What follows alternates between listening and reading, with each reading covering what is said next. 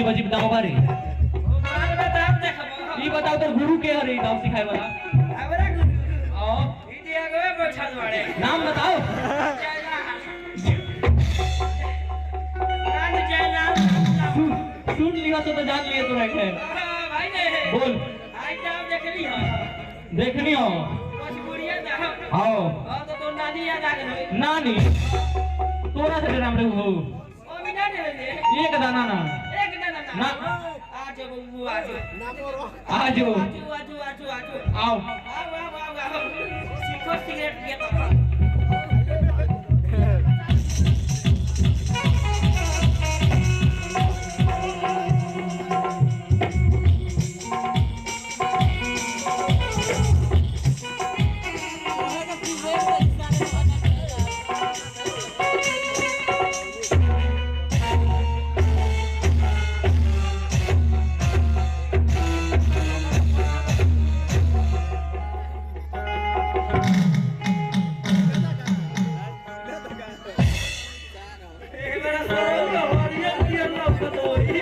अगर मर गया तब हम लड़ रे हाँ भाई अब ना लड़म कर सब ना हाँ जाता नहीं अरे अब पर से सुधारना बिगड़त खानदान को लेकर का तरह अच्छा खुश रहो एक बात बताई मेरे आई गेड़ा सिंह हलुका रे तो का हो तोरा बुझाते कि अपना शादी के मौके अपने मुर्गे गाय से रखले बानी अच्छा तू कोतरा गेड़े के सेवा अच्छा ठीक बा तो भाई हम जात नहीं हां तो जो कहते हैं bye bye bye bye bye bye bye bye ओ बता तू गाय हम सार तू गाय हम तो गाय बुझात नहीं रे अपने मौसा कहले अरे कौन सुनाई देला ज्यादा सुनाई देला तब सुनाई अरे तोरा के ना कहनी हो तो केकरा कहल हो ई बताओ हम तारा के मने काहे तू कोई तू का कोनो हमर सार हो अब ढेर बोलबे तू कलावा पकड़ा तारा कलावा पकड़ ले चला गौवा में घुमावा अपन काम कर हम जात नहीं अपन काम ना करे तो तोरा घर में जा दे बताई ना भाई करे छोटा जा ओस्ता चटाई चटले में भाई वाले चाप के लाले को देला बा दिमाग भाई रे जाते रे जो उस सारा केस हजाम के काटल ना हो ई तरह लागत कोनो छिहा करा में धराई रे एकर केस कटाई बा बाप रे बाप और ये केस कटल ले बा हो तो जाई दिन अब एकरा लिए रहली तो जमा दे रहो बाबा हमार क्षेत्र में चलो करो के ईटा से मार गई तो मीठा फोड़ दे ओहो हो तो का कहिए ना कहि हो तो तने तू खाते बा अब अच्छी को तो चार आते बा अब तो बढ़िया में कहिए ना तनी कि यही बड़ा खुशी की बात बा कि आप सब शांति बना के नाच प्रोग्राम के देखत नहीं शांति बनाइए और शांति बना के हमारा प्रोग्राम देखिए आदरणीय भैया और भौजाइयो चाचा और चाचियों फूफा और फूफियों आपके सामने कुधरम के कुधरम महाबेटीदार कन्हैया कुमार पिटौर पधार जब बैठे हो सो जाए तो सोई वहीं पर समाप्त हो जाए काली मुर्गी उजली हो जाएगी जो ताली नहीं बजेगा उसके हाथ में खुजली हो जाएगी गारंटी के साथ कहता नहीं भाई बहुत यही भाई एक घड़ी के छावारी के देखते बानी लोग बाप रे बाप इन लोग कैसे काटवा बता लो सब तिरेवे अब बीच में फूल गोभी काटवा बता लो जब पानी चोर ले लिया आ गर्मी के दिन में इन लोग को चूस पैट कहाँ रहता है इन लोग के चूस पैट रहता है भैया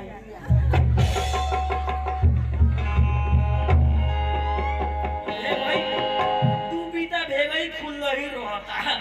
बताओ ना कि देखा था तो कहो तो देखो ना हम लोग को अब के पोखरा में पानी छू के निकलल बाका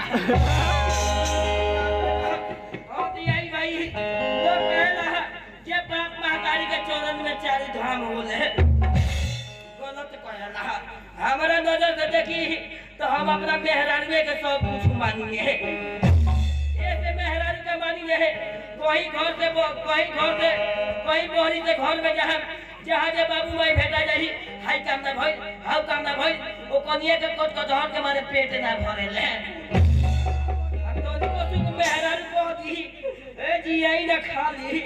तो बियाई के बाप रे बाप बाबा धाम नहा के लौटल बानी आ कोई हमर बाबूए जी मर गइल त कितना गांव टोला पड़ोसा के बुढ़वा जी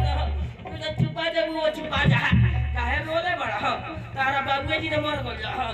ए बार समझिए तार बाप हम बानी अब माई मर जाई त कितना गांव टोला पड़ोसा के बुढ़िया जी तो कोई न छुपा जब वो छुपा जा काहे रोले बड़ा तार माईए ने मर गइल ए बेर तो मुझे तार भाई हम बानी अब मेहरारू मर जाए तो केहू ना कही जे चुप हो जा बबुओ चुप हो जा मेहरारू हम बानी यही जे सब कुछ मेहरारू के कमानी ने भाई हमार बाबूजी के तबियत सुख बीमारी हो जाए को दिन चौक में गोली ले जाए के ना जानी हमार मेहरारू के इतना सुख का पार दुखाए लगे तो नरकटिया गट पैदल चल जानी नरक तेल खा झाऊंगा के कहा तो जन्म गइले कौआ कौआ घूम घूम के खाए लगल मुनिया तो जन्म गइले जात के नुनिया मुनिया भाई लोग रोपले कोला बारी में औरुआ तो जन्म गइले जात के थरुआ हां भाई लोग पढ़ला चौथा तो नहीं यहां तो जन्म गइले जात के मिया मिया भाई लोग चलावला तलवार तो जन्म गइले जात के लोहार लोहार भाई लोग कहला उसहर जन्म गइले जात के मुसहर मुसहर भाई लोग कहला पहाड़िया मुसहर भाई लोग खा के बिगले भड़िया तो जन्म गइले जात के पहाड़िया आई भैया ए घड़ी छावाली ले खाता ना ए घड़ी के बूढ़वन लोग भइल बड़ा लोग ए घड़ी के बूढ़वन सब तेजा मारे जा बाबा लड़का के गावना बियाह शादी करे तो कहिया का हुरियावन चालू करे ता के लोदियाना और विवेक भैया नाम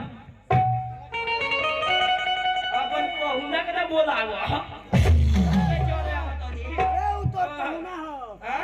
पहुना छोड़ के पहुना तू हमर सार हो भाई बाप रे बाबा ओए बोल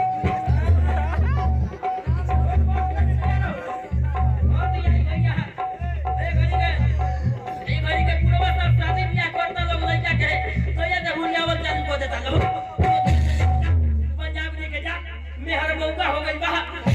घर ही में घुसा रहता और लड़का ना जाके घर छोड़ के भाग जाता अब अपने शादी देवल बन के गांव भर घूमता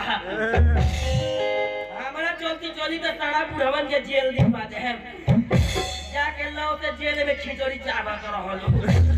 और तो भाई वही तरह गांव में बूढ़ रहे गांव पर जाते रहता लउआ गांव में हमरे निये देखो पंती और लइका रहे अब तो घर से निकलला पूरा का पछवे से खोद देला अब तो पूरा के दुआर में खड़िया के 500 गोरिया बता लइका कहता गोरिया ले पूरा गोरिया ले हम तोर उपाय करे हम पूरा के आदत रे लोटा में पानी भरे सिरानी चूते 4 बजे भोर में मैदान करे जा